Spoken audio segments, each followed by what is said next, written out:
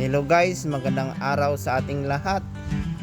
Panibagong adventure sa araw na ito. So nandito tayo ngayon sa Over the Top, sa pangalawang episode natin, sa pangalawang balik natin dito. So unang punta natin dito noong summer. So ngayon tag-ulan, malamig ang panahon, bumalik ulit tayo dito. Same as usual, kasama pa rin natin ang ating pamilya. So, sa isang linggo, kapag pasyal tayo, tanggal ng stress, relaxing minsan, wala naman mga problema. So, kaya nagagawa natin itong pagpasyal. So, ngayon guys, makikita ninyo, sa bandang baba yung may mga bagong campsite na ginagawa. So ngayon hindi pa po open. Sana sa pagbalik natin sa susunod siguro matatapos na yun. So yan, aking mga pamilya, aking mga anak. So nandito kami para nasapin yung preskong hangin dito sa Over the Top. Guys, yung Over the Top, nandito lang po yan sa probinsya ng Anguano, Rizal. So mga 1 hour and 15 minutes from Metro Manila. So via C6 or Ortigas Extension, Taytay, Rizal. So dito guys, medyo paahon, mahirap po pumunta dito. Kailangan kondisyon yung mga motor sa sasakyan ninyo bago umakyat dito. Advice ko lang guys, mas maganda pag umakyat kayo rito medyo agahan po, kasi pag medyo padilim hapon po, marami pong umakyat dito, nagkaka-traffic sa paahon, kaya maraming nadidisgrasya. At sa pagbaba naman po, so doble ingat po tayo, vlogger po tayo, sobrang tarik po yung lugar na ito. So guys, ito picture kami ng aking anak para remembrance sa aming pagpasyal dito.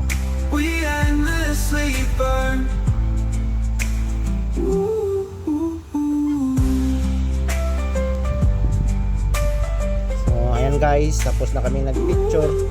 So ulit kunan natin ng video ng paikot.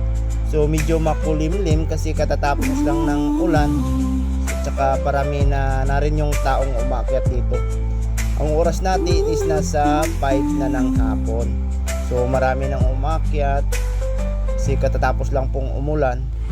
So yung mga tao nagsilong. So ngayon iikot kami, iikutin natin tong area ng Over the Top. So ayan guys, may mga tao na sa gilid, tumatambay na, kumukuha ng mga view sa paligid. So ang daming motorsiklong pumupunta rito. Dinadayo na po itong lugar na ito. So itong sa kanan natin, mayroong parang covered court. Ito po yung live band nila. Nag-start po ito ng 7 ng gabi hanggang 10. So may live band po dito. So maya mga 6, siguraduhin natin siguradong punong-puno na yung lugar na ito. Dinadayo po ito guys ng mga grupo ng mga nagmo-motorsiklo na galing sa iba't ibang lugar, galing sa ibang probinsya. So sobrang ganda po dito. Tanaw mo po yung paligid, mga buong Metro Manila, Laguna Libid, saka sa mga karatig na lugar.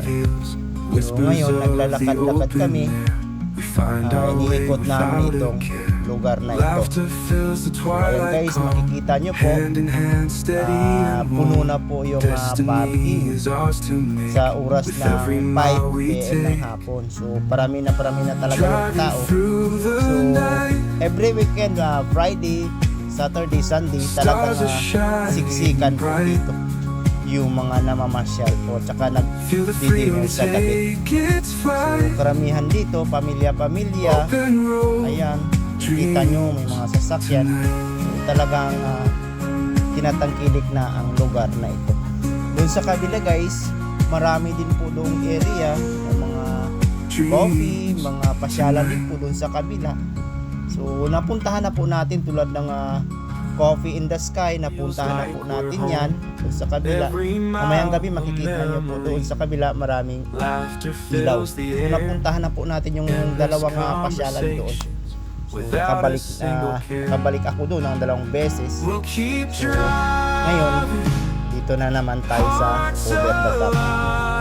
So ayan guys, sana sa pagbalik natin dito na sa baba natin, okay na, open na. So ngayon medyo napagod kami sa kakatayo. So wala ibang choice, walang upuan. So bubuksan natin itong back door ng ating sasakyan para makapag-relax, makapag-upo, at saka sisilayan natin yung mga view sa natin sa baba. So guys, dito tayo sa kabilang area ng tanaw natin. So ngayon nag-dinner na kami. So medyo maaga yung dinner namin kasi nga po hindi kami pwedeng magpagabi kasi malayo pa po yung uuwian namin. So ayan, kumakain na po kami. So yung in-order, barbecue, laman, isaw, yung Shanghai, tsaka ano pa ba ito? Tawag dito. So ayan guys, so tapos na kaming kumain. Yung mga anak ko, yan, magko-coffee na dahil malamig yung panahon. So ayan,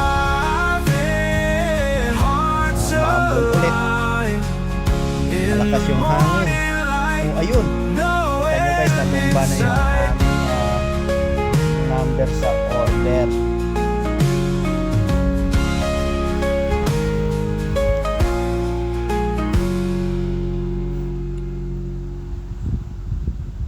Sobrang lakas ng hangin guys. Makikita nyo po yung aming payong. Talagang halos mabubuwal na sa sobrang lakas ng hangin dito. So ayan guys, sa baba natin, tanaw po natin po yung Laguna de Bay. Parang bubuhos na po yung malakas na ulan. Mountains high and valleys low, time moves slow where we go. Guys, nag-uumpisa na po yung setup ng banda. So guys, hanggang dito lang. Maraming salamat sa susunod na nating pagkikita.